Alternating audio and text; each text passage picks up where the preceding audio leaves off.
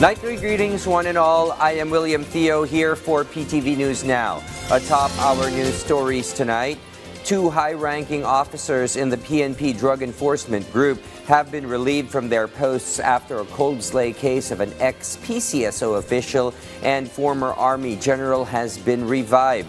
In a presser at police main headquarters in Quezon City, PNP spokesperson Police Colonel Jean Fajardo said an order to relieve Lieutenant Colonel Santi Mendoza and one Colonel Hector Grijaldo was issued last week. In a stunning development in last week's House Quad Committee hearing, a choked-up Lieutenant Colonel Santi Mendoza fessed up to his role in hiring the hitman who allegedly gunned down then PCSO official and former General Wesley Barayuga along a street in Mandaluyong City in 2020 and pleaded for forgiveness to Wesley Barayuga's bereaved family.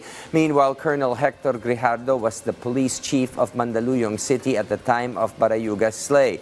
A seemingly remorseful Mendoza also ratted out then PCSO chair Royina Garma as behind the whack job on Barayuga, who was then accused as a high-value target for narcotics distribution.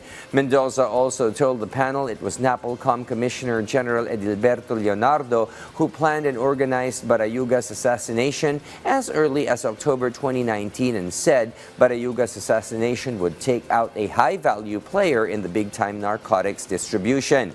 PNP spokesperson Police Colonel Jean Fajardo said Mendoza and one cop informant Nelson Mariano would be secured on the reinvestigation begins. In other news, POTUS Joe Biden's lame duck presidency has been highlighted by Israel's Prime Minister Benjamin Netanyahu refusing to listen or even consider the deal on a Gaza truce for the longest time.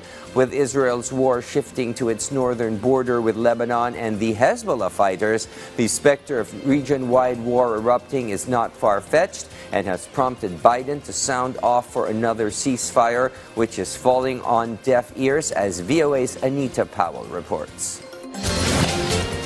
Lebanon is on fire after Israel's weekend assassination of Hezbollah's leader, a move that threatens to let loose a wider war in the region. On Monday, President Joe Biden was unequivocal about what needs to happen next.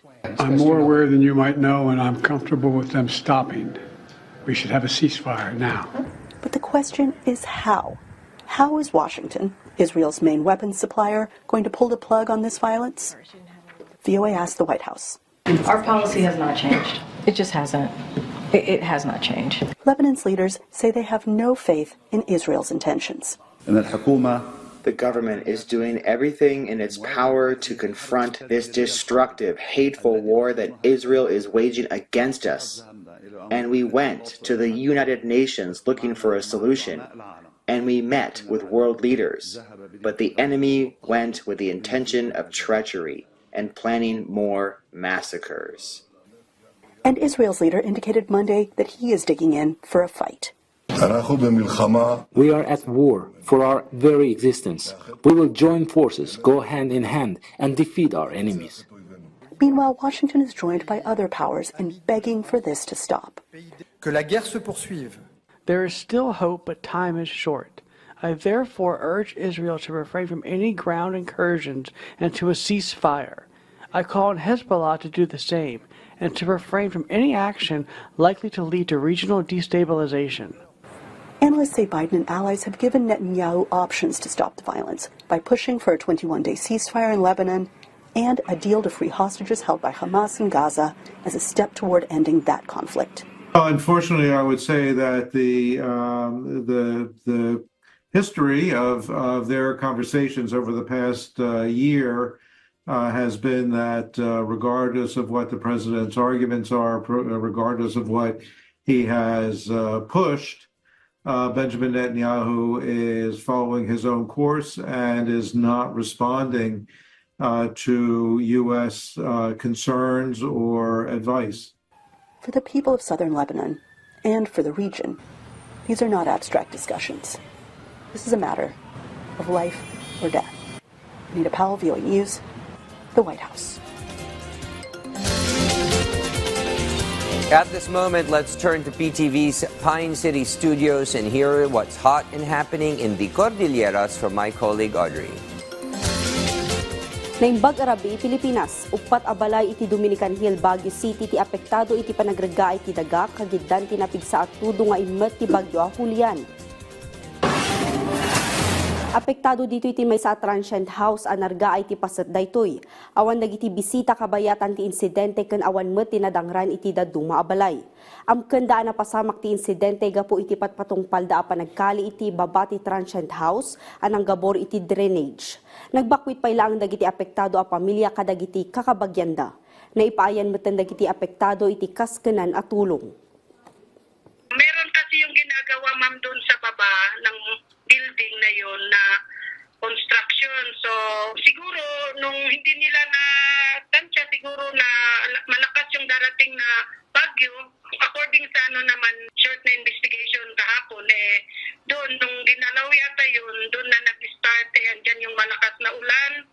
Parang yun na tuluyan nang nahulog yung mga bakabiti. Sinabihan ko sila na meron tayong evacuation dito sa barangay, pero sabi nila tutuloy na lang sila sa QM daw ma'am, sa may kamag-anak nila. Iti sabali pay adamag iti Baguio City ken Benguet, manmanula ang dagiti nagturong iti opisina ti Comelec Benguet para iti umuna nga aldaw ti panagpila iti Certificate of Candidacy. Ti Comelec Benguet nakasagana ang mangawat iti Certificate of Candidacy dagiti agngay-ngayangay a kandidato iti probinsya. Kagiddan dayta nagpalagip ti opisina iti panangsuro dagiti kandidato kadagiti pagalagadan. Impalagip damat lang anasken a kompletuon da dagiti requirements sakbay da nga agturong iti opisina ti Comelec. Iti probinsya, 10 a posisyon ti mabalin a pagtarayan dagiti kandidato. Impanamnama mo ti kapulisan ti panagbantay da kabayatan ti filing of COC. Just to wait and receive yung inyong COCs. Una, it has to be in 5 copies. So, dagiti damdamag manipod iti PTV Cordillera, siya, ni Audrey Villena, na Imbag Arabi. Many thanks, Audrey, and we've come to the end of our program. Join us anew tomorrow evening for yet another news break at nighttime. Always stay connected by catching the news right here. William Theo wishing you a laid-back and restful night ahead, and thank you for watching PTV News Now.